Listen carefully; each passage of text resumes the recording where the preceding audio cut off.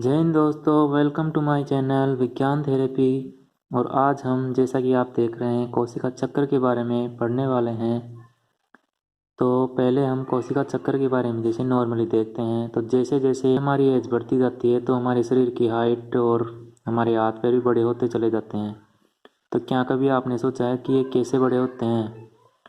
तो ये cell division के कारण बड़े होते हैं। सेल डिवीज़न के कारण ये बड़े होते हैं। तो सेल में हमारी जो शरीर की कोशिकाएं होती है उनमें लगातार सेल डिवीज़न होता रहता है। इसी कारण हमारे शरीर की वृद्धि एवं विकास होता है। तो ये कैसे होता है? तो हमारे शरीर की कोशिकाओं में एक चक्र चलता है जिसे बोलते हैं सेल साइकिल। तो और आज हम इसी के बारे में पढ़ने वाले हैं। तो चलिए शुरू करते हैं सेल साइकिल के बारे में।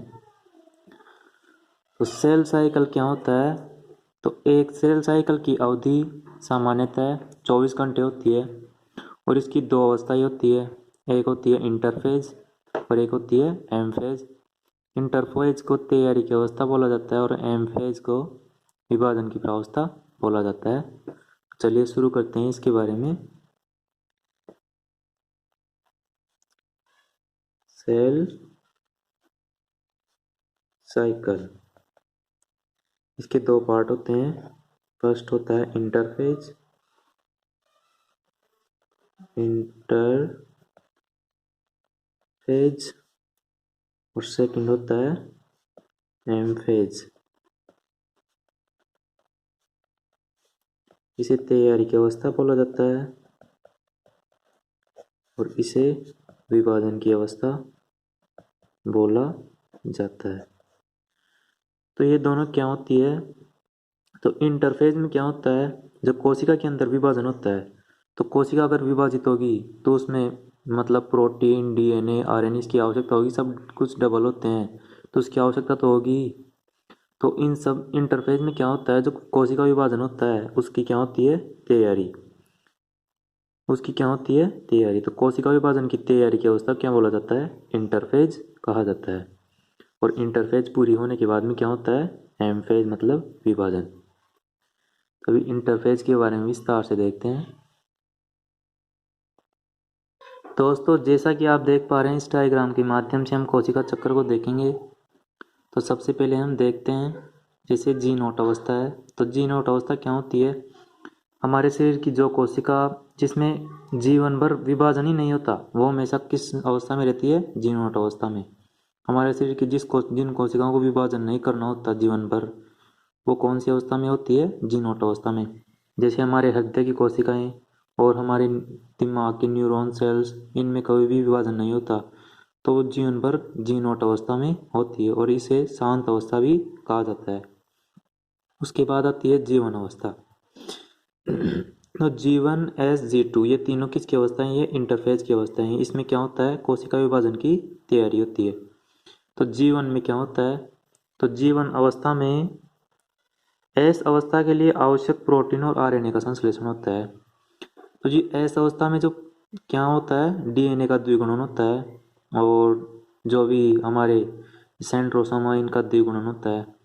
तो इसके लिए आवश्यक प्रोटीन और आरएनए का संश्लेषण कौन सी अवस्था में होता है? जीवन अवस्था में। तो जीवन अवस्था में आवश्यक प्रोटीन और आरएनए का संश्लेषण होने के पश्चात एस अवस्था आती है। तो एस अवस्था में क्या होता है? डीएनए का द्विगुणन मतलब डीएनए की प्रतिकृति होती है एस अवस्था में। एस अवस्था में डीएनए का द्विगुणन होता है और हिस्टोन प्रोटीन का भी द्विगुणन होता है इसमें। और हमारा जो तारक केंद्र सेंट्रोसोम होता है उसका भी द्विगुणन किसमें होता है? एस अवस्था में। इन सब का द्विगुणन होने के पश्चात आती है जी टू अवस्था। और जी टू अवस्था में क्या होता है? जो एम फेज होती है, एम फेज, उसके लिए आवश्यक प्रोटीन और आरएनए का संश्लेषण किस में होता है? जी टू अवस्था में। जो एम अवस्था में जो विभाजन होता है उसके लिए आवश्यक प्रोटीन और आरएनए का संश्लेषण कौन सी अवस्था में होती है? कौन सी अवस्था में होता है? जी टू अवस्था में। तो वापिस से देखते हैं एक बार। जीवन अवस्था में एस अवस्था के लिए आवश्यक प्रोटीन और आरएनए का संश्लेषण होता है और एस अवस्था में डीएनए का द्विगुणन, हिस्टोन प्रोटीन का द्विगुणन और तारक केंद्र का द्विगुणन।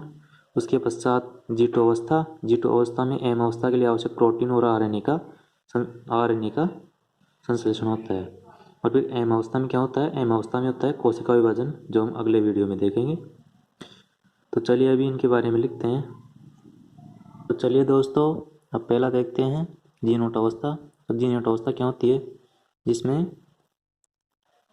कोशिका विभाजन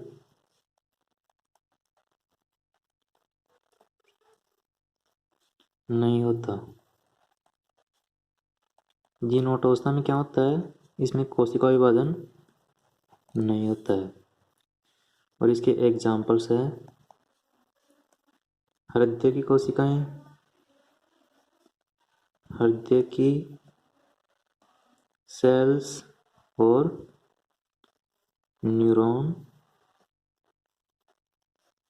सेल्स, ये दोनों इसके उदाहरण हैं। उसके बाद जीवन अवस्था देखते हैं। इसे ग्रोथ फेज भी कहा जाता है, क्योंकि इसमें क्या होता है? कोशिका की ग्रोथ होती है। तो इसमें क्या होता है?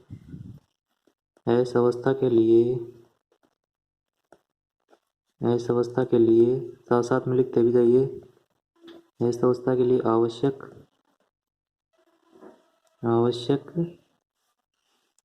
प्रोटीन व आरएनए का संश्लेषण किसमें होता है? जीवन अवस्था में।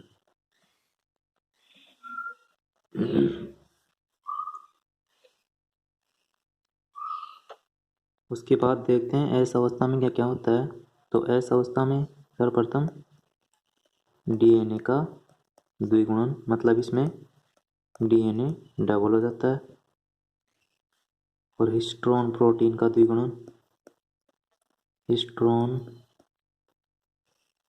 प्रोटीन का साथ साथ में लिखते जाइए, प्रोटीन का द्विगुणन। और फिर तारक केंद्र सेंट्रोसोम, तारक केंद्र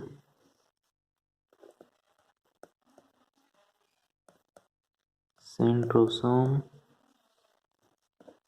का द्विगुणन। ये तीनों चीजें इसमें क्या हो जाती है? डबल हो जाती है। तो क्या क्या होता है इस फेज में? डीएनए का द्विगुणन, हिस्टोन प्रोटीन का द्विगुणन और तारक केंद्र का द्विगुणन। उसके बाद देखते हैं G2 अवस्था में क्या क्या होता है। तो G2 अवस्था में एम अवस्था के लिए, एम अवस्था क्या होती है? विभाजन की अवस्था। तो एम अवस्था के लिए आवश्यक